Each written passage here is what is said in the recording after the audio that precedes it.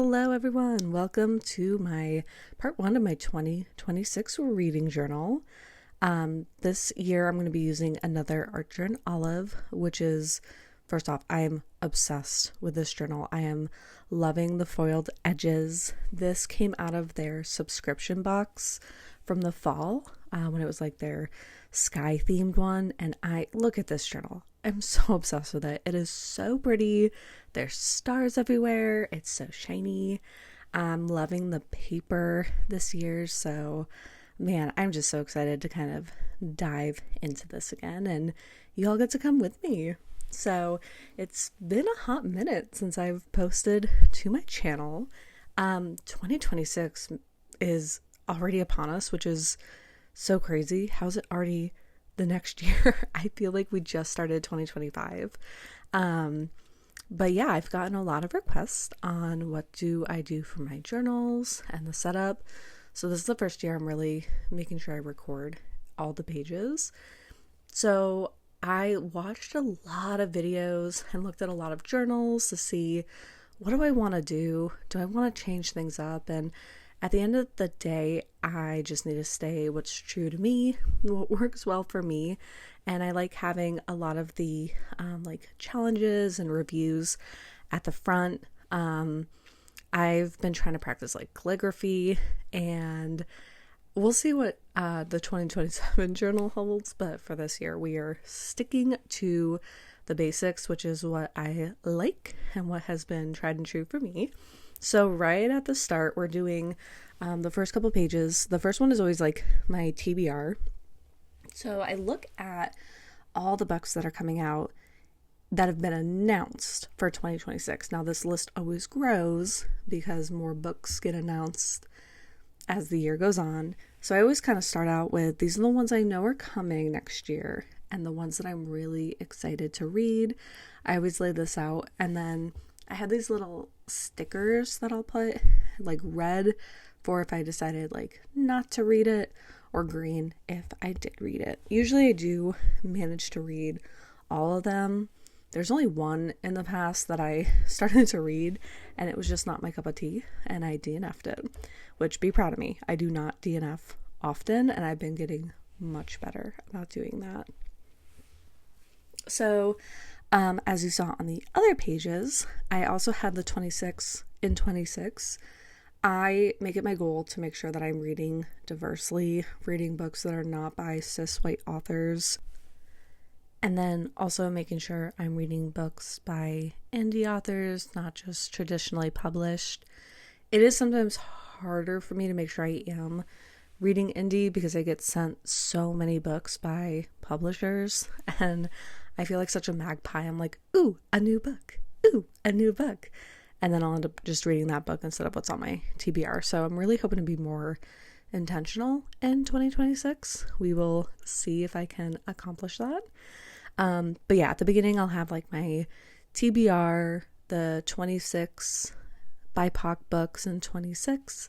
And I'm really hoping to read 26 indies as well. So that'll be more than half of my books that I read over the year, since I aim for about 100.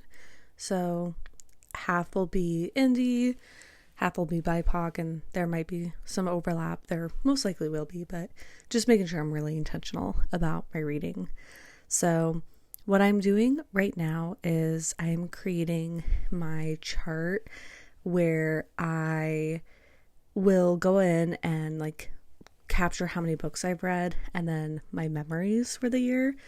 I really like this because it's really fun to look back and see how many books I've read each month, because I'll color code it by each month and then having memories that go with it. Because even as I was going through like my photos this morning, I went out to brunch with a friend and we were looking at all the events I've done this year and places I've gone and things I've done. It's been a lot. I went to Love Y'all in February.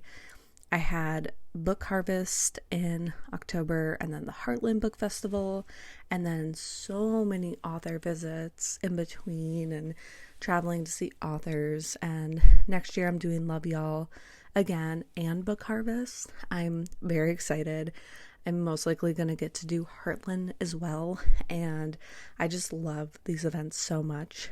I also really was saying I want to go to another one that maybe I hadn't been to before, but next year is my husband and I's 10th wedding anniversary, which is so crazy.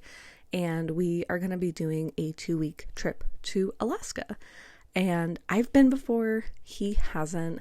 I know he's going to love it. He is so excited. We're going to do a land and sea tour, and it's going to be so much fun.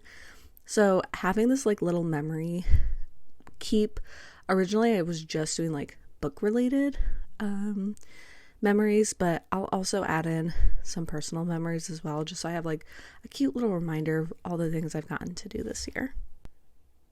And then the grid on the other side will list out all the different number of books I've read. I think it goes up to like 52 on average.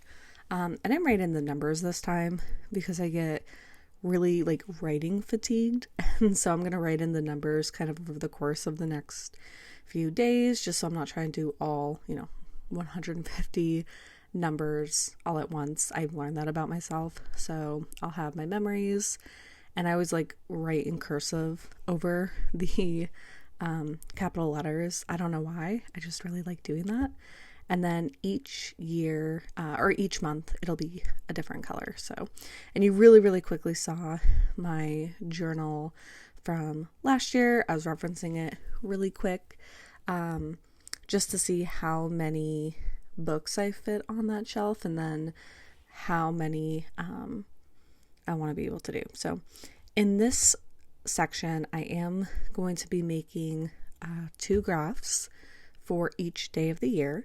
So I do my reading type. So if it's physical, audio, ebook, I will kind of mark down which one I've read each day. And then I also have like the combination. So I'm like, if I did audio and physical, audio and ebook, ebook and physical, because sometimes I read depending on what room I'm in.